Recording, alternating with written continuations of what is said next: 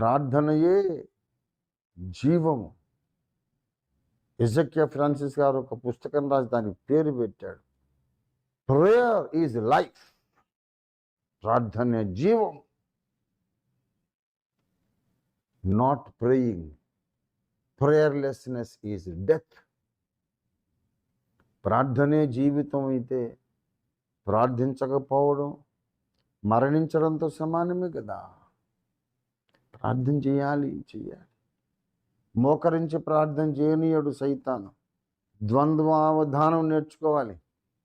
మోకరించి కాకపోతే నడుస్తూ ప్రార్థన చేయండి, పని చేస్తూ ప్రార్థన చేయండి, భోంచేస్తూ ప్రార్థన చేయండి, స్నానం చేస్తూ ప్రార్థన చేయండి. ఏ పని చేస్తున్నా నీలోని ఒక భాగం ప్రార్థన చేస్తూనే ఉండాలి. సాతాను చిత్తుగా ఓడిపోతాడు నీ చేతిలో. నీ చేతిలో అంటే చూపుడు వేలు పెట్టి అంటున్నాడు. నువ్వెవరు అయినా సరే, నువ్వు స్త్రీవైనా సరే, పురుషుడు అయినా సరే, నువ్వు అప్పుడే కొత్తగా రక్షింపబడ్డ చిన్న పసికూర్ణమైనా సరే, నీ చేతిలో సైతాను ఓడిపోతాడు చిత్తుగా. ఒకవేళ నీవు ద్వంద్వావధానం నేర్చుకుంటే,